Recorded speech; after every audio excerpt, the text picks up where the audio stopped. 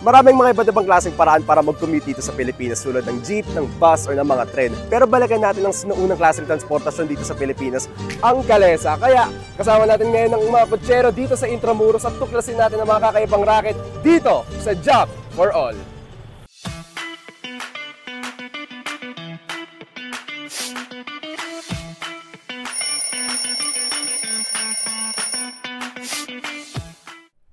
Sa kahabaan ng Maynila, samot-saring sasakyan ang makikita mo rito. Pero hindi pwedeng walang takbo ang mga kalesa na madalas ay talagang ikinatutuwa ng maraming mga turista. Ito ang araw-araw na ginagawa ni Freddy Tanco, isang kutsero dito sa Intramuros na nagsasakay na sa kanyang kalesa ng higit na sa 30 taon. Ako po si Freddy Tanco, 54 years old. Ang pinakatrabaho ko, kami po yung frontliner dito sa Kalesa Tour. Kung sasabihin mong gano'ng katagal, dahil inabot na rin ako ng almost 30 years. Nagsimula ako sa Chinatown. Dito sa loob ng Intramuros, start namin is 2003. Kasalukuyan secretary si Richard Gordon, siya yung may project ng Wow Philippines o Wealth of Wonder. So isa ako sa natanggap bilang isang frontliner o kutsero sa loob ng Intramuros. Si Freddy ay nanggaling sa pamilya ng mga kutsero na pinagmanahan niya sa kanyang ama, mga kuya at pati na rin kanyang mga pinsan. Mula nung pagkabata, lagi kasi ko sinasama ng aking tatay sa pamamasada. Kaya kumbaga sa nakahiligan ko na, magiging kutsero rin ako. Marami kang natututunan kasi una-una sineminar kami dito. Pakikihalubilo sa mga foreigner. Yun, tapos yung mga history ba? Number 1 yung history. Ayan. Kasi mahilig din ako sa history. Hindi naman na inaano yung kung ano natapos mo rito sa hanap buhay na to eh. Kaya kung ito na rin ang kinuha ko kasi nalilibang ka na, nagkakapera ka pa. Malaking tulong sa pamilya ko to. Isa raw sa mga mahihirap kontrolin bilang isang kutsero ay ang mga makukulit na pasahero o yung language barrier sa mga dayuhang turista. Pero sabi rin naman ni Freddy na hindi nagkakaroon ng araw na wala silang pasahero. Minsan nagkakaroon ka ng mga pasahero na medyo makukulit. Ayan, hindi kayo nagkakaintindihan. Kaso katulad ng sineminar kami, kailangan lagi naka-smile. Mapamali o mapatama, kailangan smiling. Para mabalik-balikan tayo ng mga customer. Actually, marami rin kami rito eh. 25 kalesa rin kami rito. Kaya kahit pa paano, lahat kami nakakabiyahe. Siyan, pag na-champuan mo, swertihan lang din. Kasi minsan, 5 o 4 na biyahe kami rito. Binigyan ni Freddy ng halaga na meron pa rin mga kalesa sa ngayong panahon dahil parte ito ng ating kasaysayan at tradisyon. At nakakatulong rin daw ito sa mga tao katulad niya na magkaroon ng trabaho. Unang-una, ang kalesa, yan ang number 1 transportasyon natin. Ultimo sa school, di ba, pinag-aaralan yan. Diba? Kumbaga sa masarap pakinggan na isa sa tayo hanggang ngayon ay traditional pa natin. Sa pamamagitan nito, nagkaroon ako ng hanap buhay. Ngayon panoorin natin kung paano nga ba ginagawa ng isang kutsero ang kanilang trabaho. At syempre makikisabay rin ang Job for All kay Mang Freddy sa pag-iikot sa walled city of Intramuros. Okay po, Kuya Freddy. So okay, welcome to Ferrari.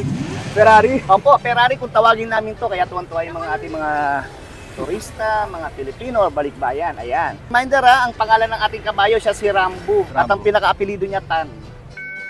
Okay. Ano po ba yung maximum capacity ng kalesa? Actually, 1 to 6 person nga ito. Kaso 3 kids at 3 adult. Kasi meron tayo animal cruelty. Kaya nga sabi ko nga pag malalaki hanggat maring 5 lang or 4. Ano ba usual na rota nyo pagdating dito sa kalesa? Ito yung mga itinerary namin. Katulad yan, ito yung mga, kaya may pinakikita kaming mapa. Yan ang mga pinupuntahan. Pwede kayong bumaba o hindi.